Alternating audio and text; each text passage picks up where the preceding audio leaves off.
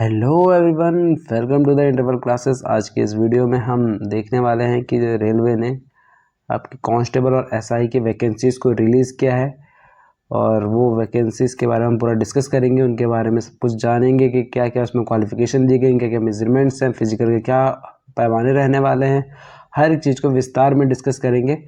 ठीक है, तो वीडियो शुरू करने से पहले आप लोग प्लीज़ लाइक एंड सब्सक्राइब कर दीजिए। अगर आपको वीडियो मेरी पसंद आती है, आपको लगता है कि मैं कुछ भी इन्फॉर्मेशन आपको सही प्रोवाइड कर पाता हूँ, तो मेरी मेहनत को एक लाइक सब्सक्राइब तो बनता है। ठीक है, तो देखो हम बात करते हैं। दो तरीके की वैकेंसी है, एक एसआई है और एक कांस्टेबल है ना। और यहाँ पे जो एप्लीकेशन स्टार्ट हो जाती है हमारी, वो 15 तारीख से स्टार्ट है, यानी कि 15/4/2024, यानी कि अप्रैल के 15 तारीख, यानी आज से स्टार्ट हो रही है। और आपकी इसकी क्लोजिंग डेट क्या है, तो वह है आपकी 14/5/2024, यानी कि आपको लगभग एक महीना पूरा मिल रहा है कि आप इस फॉर्म को फिल कर सकें। ठीक है, अब देखो जो हमारी वैकेंसीज़ की कुछ डिटेल्स दी गई हैं यहाँ पर कि ये लेवल 6 की जॉब है और ये आपकी कांस्टेबल वाली जो है लेवल 3 की जॉब है। यहाँ सिर्फ ग्रेजुएशन मांगी है, यहाँ पर हाई स्कूल पास मांगा है। और इसमें जो आपकी बेसिक पे यानी इनिशियल पे होने वाला है वो 35,400 रुपये होगा, और जबकि कांस्टेबल में कितना होगा, 21,700 रुपये होगा।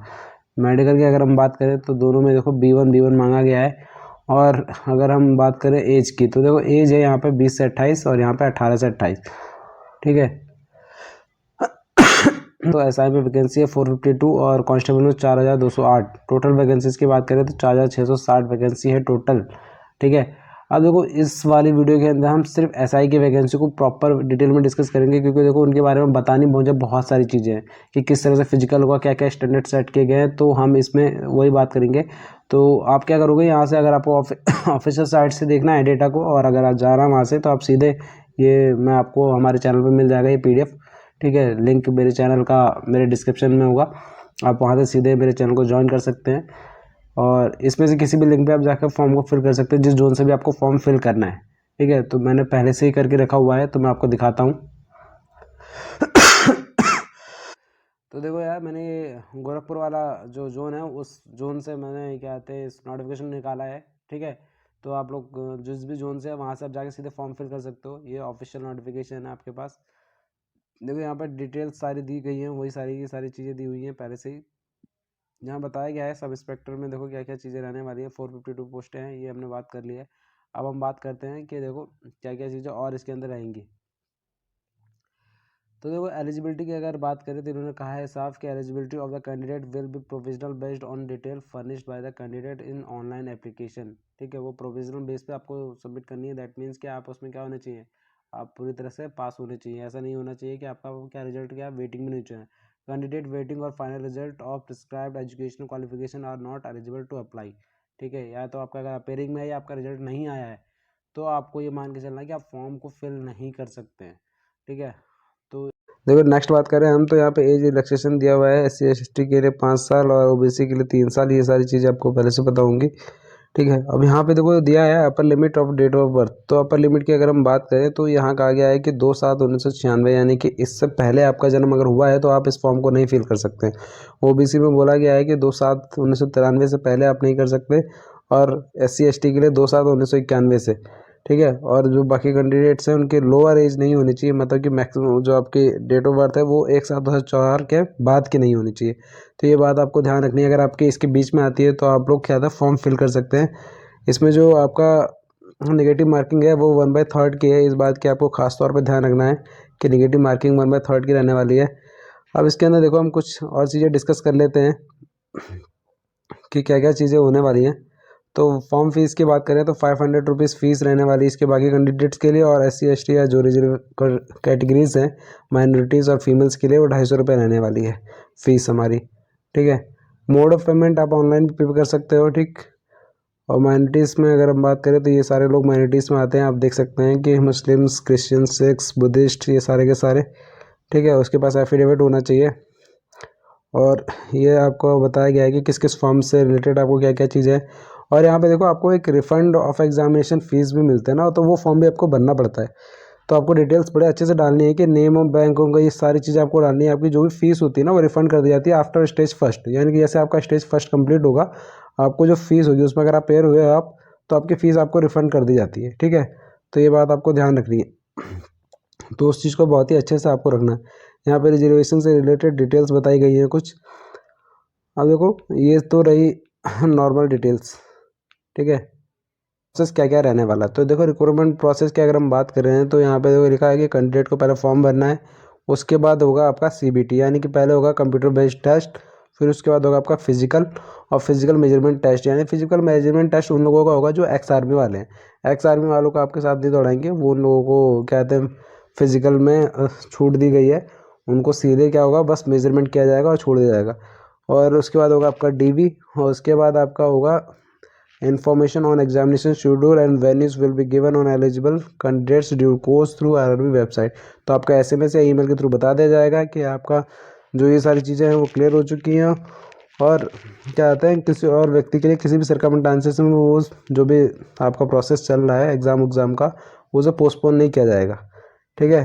और अगर चेंज किया जाएगा तो वो आपको बता दिया जाएगा किसके थ्रू, तो वो सब चीज़ें आपको मैसेज के थ्रू बता दी जाएंगी, ठीक है। अगर बताया भी ऐसा होता भी है तो फिलहाल तो ऐसा नहीं होगा, इन्होंने साफ साफ लिखा है कि रिक्वेस्ट फॉर पोस्टपोन, मतलब अगर आप रिक्वेस्ट करते हो तो आपको वो नहीं मिलेगा, will not be entertain under the any circumstances. किसी भी आपको कितनी बड़ी प्रॉब्लम हो गई हो तो किसी भी सर्कमस्टांसेस में वो चेंज नहीं हो सकता है। सीबीटी की बात करें तो सीबीटी में क्या क्या होने वाला है, सबसे मेन चीज़ की सिलेबस क्या रहने वाला है और पेपर का पैटर्न क्या रहेगा। तो देखो 90 मिनट का पेपर होगा, टोटल क्वेश्चंस जो होंगे वो 120 होंगे, ठीक है। और candidate shall be awarded 1 marks, no marks shall be awarded for deducted for question not attempted. कोई भी क्वेश्चन अगर आपने अटेम्प्ट नहीं किया है तो उससे कोई फर्क नहीं पड़ता है, उसको लिए आपको कोई नंबर नहीं काटा जाएगा। लेकिन रॉन्ग मार्क्स के लिए 1/3 की नेगेटिव मार्किंग होगी, ठीक है। नॉर्मलाइजेशन होगा क्योंकि अलग अलग शिफ्ट में पेपर होगा, ठीक है। 30% मार्क्स SC ST के बच्चों को मिनिमम लाना कंपलसरी है, और 35% आपका OBC और NCL के लिए और UR और EWS वाले बच्चों के लिए लाना कंपलसरी है, ठीक है ना। तो अब देखो सिलेबस की बात करते हैं, तो सिलेबस में क्या क्या रहने वाला है। तो देखो सिलेबस जो हमारा CBT का होगा उसमें अर्थमेटिक होने वाली है 35 मार्क्स की, जिसके अंदर हम बात करें number system, whole number, decimal, fraction, relationship between numbers, fundamental arithmetical operations, percentage, ratio, proportion, average, interest, profit loss, discount, use of tables, graphics, mensuration, time and distance, ये सारी की सारी चीज़ें आपकी किस में रहने वाली है, अर्थमेटिक यानी कि मैथमेटिक्स में, ठीक है। क्वांट्स की अगर हम बात करें, सेकंड आपका जनरल इंटेलिजेंस एंड रीजनिंग में 35 मार्क्स का होगा। 35 का आपका अर्थमेटिक है, 35 मार्क्स की रीजनिंग है। रीजनिंग के अंदर हम बात करें तो questions on analogies, similarities and differences, spatial visualisation, spatial orientation, problem solving, analysis, judgements, decision making, ठीक है। Visual memory, discrimination, observation, relationship concept, ठीक है। और arithmetic reasoning, verbal figure classification, arithmetic number series, non verbal series, coding and decoding, statement conclusion, syllogist reasoning, ये सारी की सारी किसमें रहेगी आपकी रीजनिंग के अंदर। तो इतने टॉपिक आपको तैयार करने हैं, इसी से सवाल बनेंगे। और आपका लास्ट जो है वो जनरल अवेयरनेस है 50 नंबर का, 35 का वो दोनों हो गया, ठीक है। 35 का वो दोनों हो गया, 70 नंबर हो गए। और ये कितने का अकेला 50 नंबर का। तो वेटेज रखा गया इसमें जनरल अवेयरनेस का काफ़ी अच्छा। अंदर क्या है आपका question will be aim to testing the candidate general awareness of the environment around him her and its application to the society, test knowledge in the current event. Basically आपको क्या ध्यान में रखना है कि history, art, culture, geography, economics, general polity, Indian constitution, sports या किसी भी रिलेटेड चीज़ से आपकी करंट अफेयर जो है उसको आपको तैयार रखना है पूरी तरह से, कहीं से भी सवाल पूछा जा सकता है, ठीक है। तो ये बात हमें समझ में आ गई, क्लियर हो जाएगा। उनको फिर फिजिकल के लिए बुलाया जाएगा, कॉल आएगी, ठीक है। फिर उनके बाद उनका फिजिकल होगा। और फिजिकल में देखो क्या क्या चीज़ें होने वाली हैं। तो फिजिकल के अंदर सबसे पहली चीज़ तो जो होगी वो है आपकी रेस।